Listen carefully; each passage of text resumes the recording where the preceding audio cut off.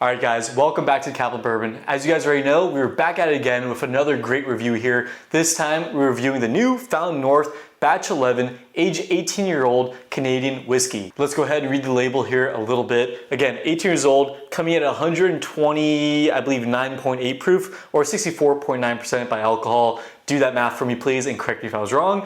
But it is distilled in Canada, 91% corn, 8% rye, and 1% barley. And on the back here, it does say it is a mix here of 18-year-old corn, 20-year-old corn, 23-year-old corn, 24-year corn, and 19-year rye. And honestly, Fountain North has been one of my favorite distilleries that I've been picking up recently. They've been releasing some absolute fantastic products here, from all their batch proofs to a lot of their age-dated, more limited releases, such as the 21-year Peregrine, as well as a 15-year, I believe, Hover Hawk that they just released, I think, 2 releases ago. So again, they've been releasing some fantastic whiskey, and it's really been changing my mind here about Canadian whiskey. Going off what I can find here on the shelves at Virginia ABC, it's not looking good for Canada. The Canadian Mist, the Crown Royal, all that stuff is just not good to drink neat. But Fountain North is definitely changing that game and definitely changing the persona, as I know a lot of people who love bourbons and who like American whiskey are really into Fountain North and think that they also make some really good stuff. And I'm hoping this batch here, 18-year-old, is no other exception. The 2 previous batches, which I do have, the batch 10 and the batch 9, were also absolutely fantastic, and I definitely did enjoy them. And the entire Fountain North lineup really reminds me of the American Light whiskey, which you all know is aged in used barrels for a longer period of time, which at least to me gives it a lighter color, a higher proof,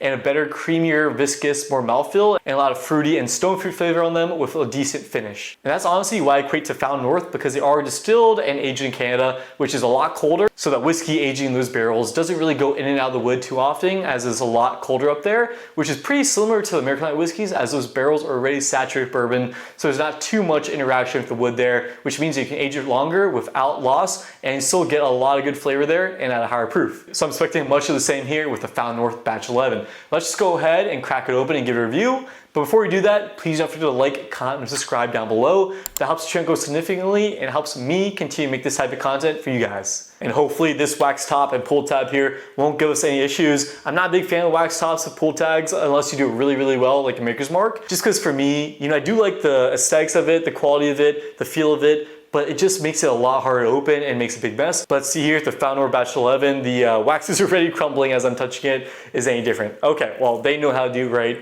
at Fountain North. That's peeling easy, like a breeze, like a clementine peel. Yeah, that was pretty easy here. Let's go ahead and pour it up. Cork pop, decent.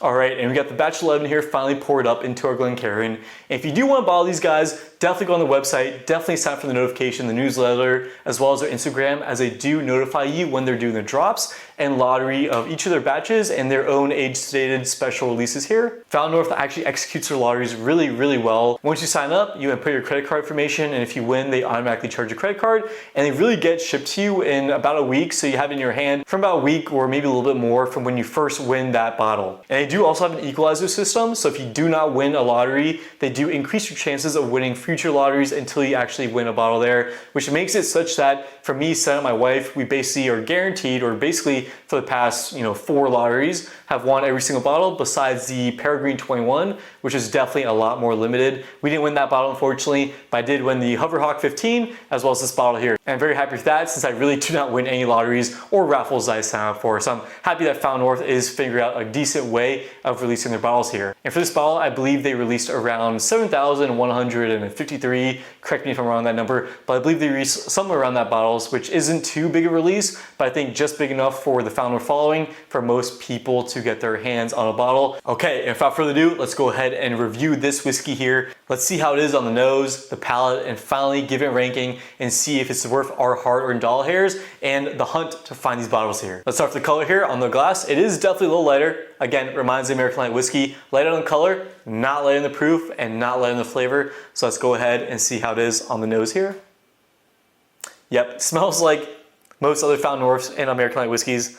Creamy on the nose, pillowy, marshmallow sweetness, candy, caramel too there. A lot of vanilla as well. Really good on the nose. High proof too. This is almost 130 proof, so I'm definitely getting a little ethanol there on my nose, which again, isn't a bad thing. You just kind of gotta get used to it. So let's go ahead and just sip it and see how it is on the palate now. Okay, for this Found North Batch 11 here, I think it's a pretty good pour here. It has high viscosity, the mouthfeel is fantastic, it's super creamy. For the notes there on the flavor, you're getting a lot of char, a little bit of vanilla, a little bit of brown sugar and oak, but really a lot of char there. And the mouthfeel though, the creaminess though, definitely goes a long way. I'm not getting, unfortunately, too much stone fruit, which I usually get from Found North here, as well as American Light Whiskeys. But you know, you do get that insane mouthfeel and a pretty good finish there as well, and something that I really, really enjoy there. Let's give it one more shot here on the palate. Doesn't drink like 130, you're definitely not getting a Canadian hug on this one. But honestly, you know, there's nothing too standing out for me in this one. Again, you do get that insane viscosity mouthfeel, but the flavor kind of is just more muted and more pillowy and a little bit marshmallow there as well, but you're not getting really any great flavors, I would say, in this one, or anything that's really standing out. It's a great pour, don't get me wrong on that, but it's hard to justify this being worth $175, which is the MSRP price on that. When you win the lottery, it gets shipped to you. You know, I think there's a lot of other bottles I would rather have than this Batch 11 here. Even for the age statement of being 18 years old here and containing a lot older whiskeys, you're not getting really any oak there or oak influence at all, which is a little bit disappointing. I was hoping we'd get a little bit more on some of these Found Norths or Canadian whiskeys, given the high age statement here. I mean, yeah, the mouthfeel and the viscosity is saving it all. Just really pillowy, cottony really, not really drying. A little bit of stone fruit there now, apricot I would say mainly for the most part, maybe a little cantaloupe as well. But honestly, for 175 bucks, I think there's other bottles of whiskeys that I would rather have than this one. It's a good pour, don't get me wrong, a good pour, great pour, but the price point is really high on these guys, so hard to justify for that. But as I did mention here, I did win the lottery for the Batch 10 and Batch 9, so let's go ahead and try those guys out right here. Here we go, we got the Batch 10, which is age dated at 8 years. Let's go ahead and pour it up in the mini Glencairn and see how this one compares. All right, and we got our Batch 10 poured up, which is, I believe, 123.8 proof. And this one does contain a lot more wheat and barley, 29% wheat, 5% barley, but it does definitely still have some old whiskey, 23-year-old corn, 19 corn, 9 barley, and 8 wheat. So it's a little bit more wheaty, I believe. Let's go ahead and see how this one is on the nose compared to the Batch 11. I would say the Batch 11 wins a little bit there on the nose. Just more creamy, viscous on the nose, pillowy. This one still has that, but just a little less flavor, a little less intense. Let's see how the Batch 10 is on the palate. Immediately, I would say I prefer the Batch 10 on the palate. It does come off a little bit more wheated, but it does have a little bit more stronger flavor there. A little bit more, I would say, in that toffee kind of realm there. Darker, richer, cantaloupe, apricot. This one here, let's go to the number Batch 11 again. Yeah, I would say the flavors there are a little bit muted on the Batch 11 compared to the Batch 10 here. Again, we do have to count the fact though that this is a neck pour and a fresh open, so it could change here with time. But I would say I prefer the Batch 10 over this one. Let's go ahead and compare it to the Batch 9, which is age stated at 19 years old, 91 corn, 8 rye, 1% barley, 124.6 proof. Let's go ahead and see how this one is and pour this guy up here. All right, and we also got the Batch 9 here poured up in our mini Glencairn. Let's go ahead and see how it is on the nose. More subtle on the nose than the Batch 11, I would say. Yeah, Batch 11 would win it. First, I would say the Batch 10 wins the nose, then the Batch 11, then the Batch 9 here. Let's go ahead and see how the Batch 9 is on palate. Yeah, okay, immediately, Batch 9, definitely a loser on that one, I would say. The most subtle, the least amount of flavor. Let's try the Batch 11 one more time.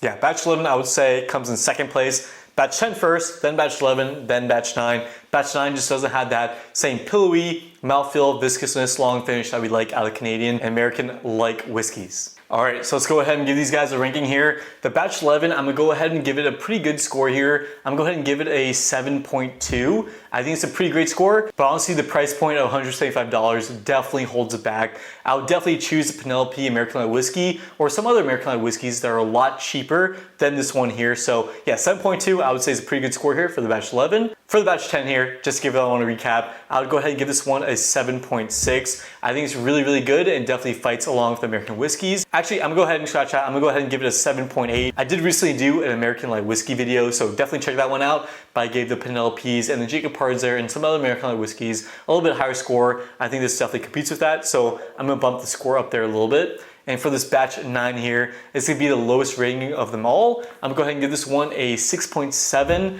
I definitely don't think it's really that great. I think it's a good whiskey, but it's missing there on the mouthfeel, the viscosity, as well as some of these flavors I'm known from Found North, Canadian whiskey, as well as the American Light whiskeys I really like to compare these guys to.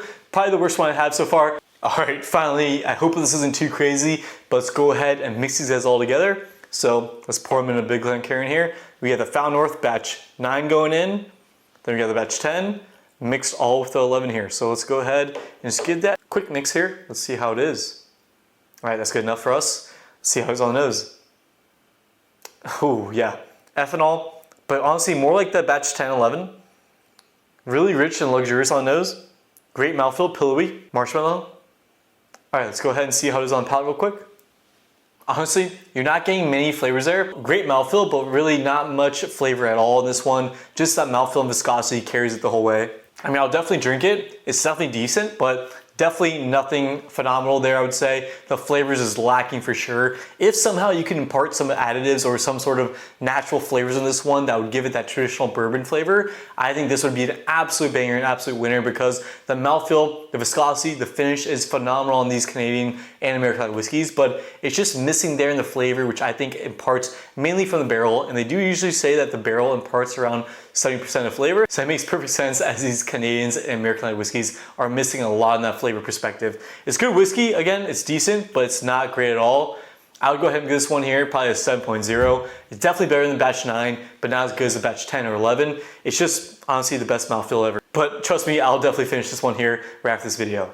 Alright guys, well that does it for this video here of the review of the Found North Batch 11, age 18 years. I quite enjoy the bottle, and I think it's a pretty good bottle, but honestly for $175, it's probably not worth it. I think there's better American light whiskeys out there that give you the same, if not very, very similar flavors, mouthfeel, texture, feel, finish. So I would hunt for those instead. Check out my latest American light whiskey video. So for this round here, the Americans win over the Canadians, as the American light whiskeys I think have a better bang for buck over these Found Norths, which tend to be a lot more expensive. And if you try this bottle here, let me know what you think down in the comments. And of course, please don't forget to like, comment, subscribe. That helps the channel grow significantly and helps me make these videos for you guys, which I absolutely love doing. So please leave a comment down below. Positive comment goes a long way. And until next time guys, I'll see you in the next video. Have a good one.